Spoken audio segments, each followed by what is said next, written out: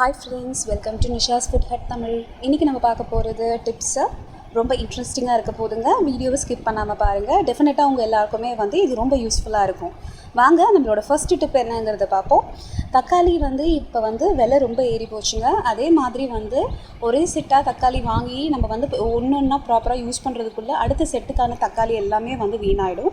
அந்த மாதிரி ஆகாமல் இருக்கிறதுக்காக என்ன பண்ணுறேன்னா, இந்த தக்காளி பறித்த அந்த ஒரு வடு இடத்துல நான் தேங்காய் எண்ணெய் லைட்டாக பூசி வச்சுக்கிட்டா நம்மளுக்கு தக்காளி எப்போவுமே ஃப்ரெஷ்ஷாக இருக்கும். கிச்சனில் கத்தி யூஸ் பண்ணும்போது பார்த்திங்கன்னா அது சீக்கிரமாகவே முன்னையாயிடும், ஷார்ப்னஸ் போயிடும்.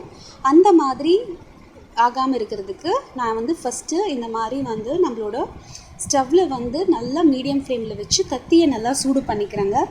கத்தி நல்லா சூடாகட்டும். அதோட கலர் சேஞ்ச் ஆனாலும் பரவாயில்ல, நல்லா அந்த வெட்டுற இடத்த நல்லா சூடு பண்ணிக்கோங்க. இந்த மாதிரி செய்கிறதுனால நம்மளுக்கு ஷார்ப்னஸ் சீக்கிரமாக கிடைக்கும். இப்போ நான் ஒரு சிராமிக் மக் எடுத்திருக்கேன். உங்களுக்கு பார்த்திங்கன்னா தெரியும். இந்த மாதிரி ஒரு மக் எடுத்திருக்கேன். அதில் லெஃப்ட் அண்ட் ரைட் முன்னும் பின்னுமா மாற்றி மாற்றி மாற்றி நீங்கள் இந்த மாதிரி தேய்ச்சி எடுத்திங்கனாலே நம்மளுக்கு ஷார்ப்னஸ் நல்லா கிடச்சிடும். இந்த மாதிரி சின்ன கத்தியும் பண்ணலாம், பெரிய கத்தியும் நல்லா சூடு பண்ணிவிட்டு இந்த மாதிரி பண்ணலாங்க. நீங்கள் இப்போ பண்ணும்போதே பார்த்தீங்கன்னா நம்மளுக்கு அந்த ஷார்ப்னஸோட அந்த கத்தியோட அழுக்கும் நம்மளுக்கு ரிமூவ் ஆகி அந்த மக்கில் அப்படியே ஸ்டிக் ஆகிடும். இது டெஃபினட்டாக யூஸ்ஃபுல்லான டிப்பாக இருக்கும். கண்டிப்பாக நைஃப் எதுவும் யூஸ் பண்ணாமல் வச்சுருந்தீங்க அப்படின்னா கண்டிப்பாக இந்த மாதிரி செஞ்சு பார்த்துட்டு யூஸ் பண்ணுங்கள். டெஃபினட்டாக உங்களுக்கு நல்லா யூஸ் ஆகும். இப்போ நான் இதை பாருங்கள், இதை வாஷ் பண்ணி காமிக்கிறேன், கட் பண்ணியும் காமிக்கிறேன். பாருங்கள், நல்லா வாஷ் பண்ணியாச்சு. நான் தக்காளி தான் அரிகிறேன்.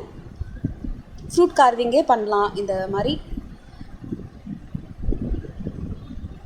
பாருங்கள், நம்மளோட சிம்பிளான ஃப்ரூட் கார்விங் ரெடி. அடுத்தது பார்த்திங்கன்னா ஃப்ளோரில் நம்மளுக்கு என்னென்னக்காச்சும் பசங்க விளையாட்டுத்தனமாக இந்த மாதிரி நெயில் பாலிஷு குட்டின தடம் இருக்கும். அதை நம்ம எடுக்க எவ்வளவோ நம்ம வழி தேடுவோம். ஆனால் இந்த வழி பாருங்கள், ஒரு அரை ஸ்பூன் அளவுக்கு சர்க்கரை எடுத்திருக்கேன் காஞ்ச தடத்து மேலே. அதை இப்போ ஒரு நியூஸ் பேப்பர் கையில் எடுத்துக்க போகிறேன். டிஷ்யூ பேப்பர் அளவுக்கு அதை நல்லா சுருட்டி எடுத்துகிட்டு நல்லா அந்த சர்க்கரையை அந்த நெயில் பாலிஷ் கரை மேலே நல்லா தேய்க்க ஆரம்பிங்க. நீங்கள் தேய்க்க தேய்க்க அந்த சர்க்கரையோட அந்த ஷார்ப்னஸ்னால் அந்த ஃப்ளோரில் ஒட்டியிருந்த அந்த நெயில் பாலிஷ் கரை சீக்கிரமாகவே நம்மளுக்கு ரிமூவ் ஆகி வந்துடும். இப்போ பாருங்கள், நான் ஒரு 2 தேய் தான் தேய்ச்சேன். இப்போ ஆல்மோஸ்ட் நம்மளோட நெயில் பாலிஷ் கரை வந்துருச்சு. இது ரொம்ப யூஸ்ஃபுல்லாக இருக்குங்க. அதே மாதிரி க்ரையான்ஸும் ரொம்ப கிறுக்கி வச்சுருந்தாங்கன்னா இதே மாதிரி பண்ணலாம். இல்லை அது நம்ம சோப் போட்டாலுமே வந்துடும். ஆனால் நெயில் பாலிஷ் கரை அப்படியே தங்கிடுங்கிற பட்சத்தில் இந்த மாதிரியான டிப் ரொம்ப யூஸ்ஃபுல்லாக இருக்கும். கண்டிப்பாக இந்த டிப்பு ட்ரை பண்ணி பாருங்கள். இதுக்கு நடுவில் நிஷாஸ் ஃபுட் ஹட் தமிழ் சேனலை சப்ஸ்கிரைப் பண்ணாதவங்க கண்டிப்பாக சப்ஸ்கிரைப் பண்ணுங்கள். பக்கத்தில் இருக்க பெல் நோட்டிஃபிகேஷன் கண்டிப்பாக ப்ரெஸ் பண்ணுங்கள், என்னோடய ஃப்யூச்சர் நோட்டிஃபிகேஷன்ஸ்க்காக. அவ்வளோதாங்க. இப்போ பாருங்கள், நம்மளோட அந்த கரை மொத்தமாக போயாச்சு.